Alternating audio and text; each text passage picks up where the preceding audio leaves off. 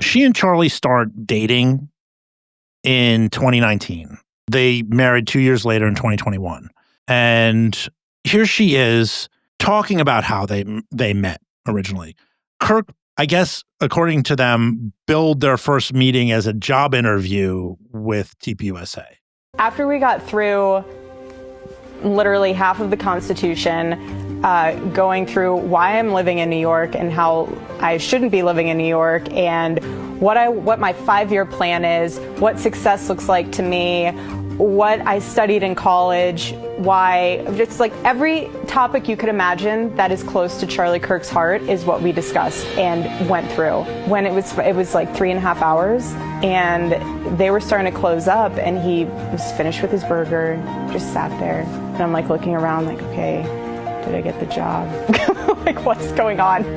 I don't need the job, but did I get it? What's going on? And he goes, I'm not going to hire you. It's like, okay, well, thank goodness I didn't need the job because I'm already doing stuff here in Manhattan. He goes, I'm going to date you. And I kind of just stood, I froze. I mean, wouldn't you? I literally I was just like, okay, was not expecting this at all. And I was like, do you want to how about we just be friends first? Just to interject here, this is weird. Okay, sorry, this is awful. This is weird. According to her, the comment line is like, well, you don't get the job, but the new thing is I want to date you, which is to me like weird. I don't know. That is insanely scummy. Yeah, it sounds scummy, but it's portrayed as not scummy. Sketchy. I don't know. Sketchy. This is supposed to be like a feel-good story, which is like, I went in seeking employment, and instead the boss made an advance on me. And boy, was I a lucky gal. I don't know. He hit on her in New York City and took her to a place called Bill's Burgers. Okay, so one reason we cannot go too long on Erika Kirk is because her personality and her influencer content and everything like that, there is just nothing in this but Bible stuff. It's like, it really is nothing but her wearing different dresses, different jewelry, and talking about the Bible. I looked through it. I looked for something. I don't think our listeners want to hear much in the way of Bible quotes right now, so I kind of didn't just clip that stuff. I don't think that's our target audience. Yeah, but it's literally, there's not much else. I looked through her X account, and she made very few posts that were anything other than a Bible quote. One of them, in 2021, she wrote, quote, "It's very hard to influence the world when you look just like it." I don't know what that means. I don't know. I don't know what that means. It's like that's fortune cookie tier shit. I don't actually know what that means. that is like classic 2013 Twitter, where people are just, someone will post something where it's like they don't know how hard it is just to keep going, and then it gets retweeted like 35,000 times. And every time I would have a story do good on Twitter, I would like humble myself by going and finding one of those posts and being like, yeah, you think your story's hot shit. It got 2,000 retweets, but you will never touch AI SpongeBob or like, whatever.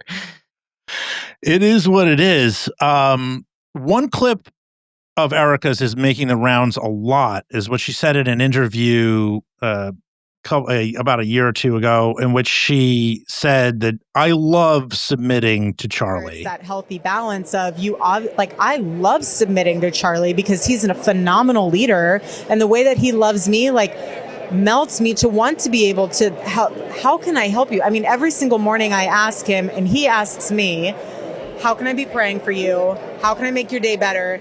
And I ask him at the end of that. So this is a key thing that we can discuss here. I mean, what do you need at home? Obviously, this sounds like kink play to me. Maybe I'm a perv. I mean, when I just hear that, it's like I love submitting to Charlie. I don't know. That's a little weird. I don't know. I would never date somebody who said that publicly, but privately sounds like privately you're all about it. Yeah, sure. Yeah, exactly. It's a weird comment to say. I love submitting to Charlie. It's maybe they're also like exhibitionists or something. I shouldn't write this off. I don't. There's a million different flavors of this stuff. It's consensual.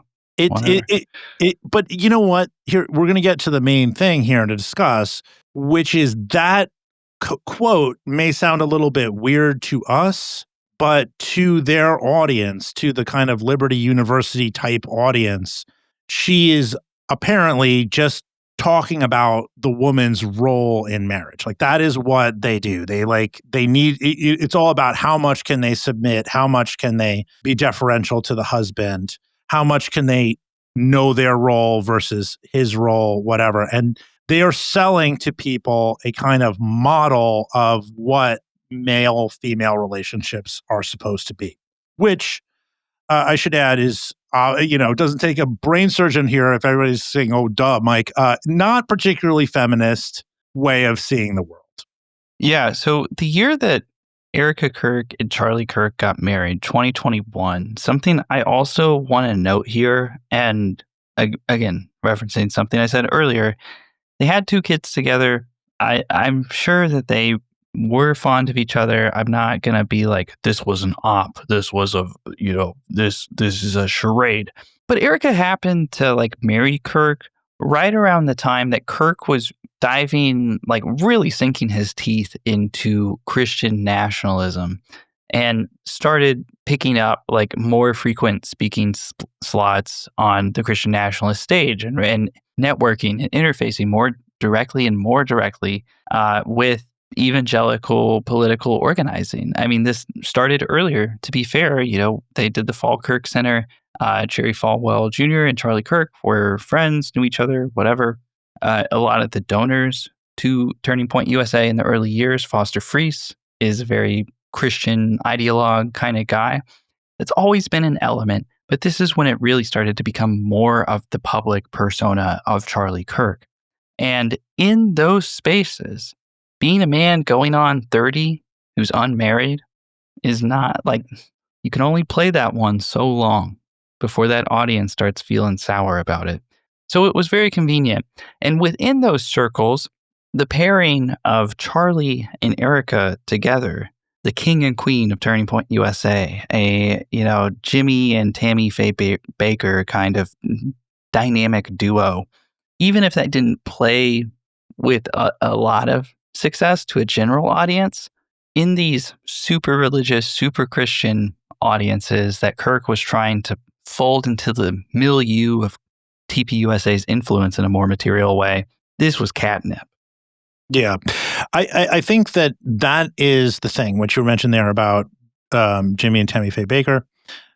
TPUSA was, at the time of Kirk's death, starting to market the couple as a sort of Christian power couple, a kind of symbol of marriage, a thing that everybody should aspire to, and a kind of a dual influencer thing, a couple influencer tandem or whatever. And they were going to make the unit, right? Yeah, it was the unit. It was the marriage unit, and they were selling that, and you can see very clearly that it was working from the way people have responded to his death, right? Because everybody, the first thing you hear with everybody, right, is he was a father and a husband and all that. It's just so much a part of his branding. And with influencers, everything that you see is heavily manicured. You're always seeing what they want you to see, not what they don't want you to see about their relationship. And so there's a lot of clips you're seeing now of Charlie being like, "I love you," and her being like, "I love you too." Right? These are clips that they took. Right? If it seems inauthentic or it seems weird, it is kind of weird, because if you imagine yourself with a girlfriend or boyfriend or husband or wife or whomever, and you imagine yourselves like, hold on, let me get a selfie of it, and let's say I love you. It is a weird thing, but they were really presenting. They weren't necessarily.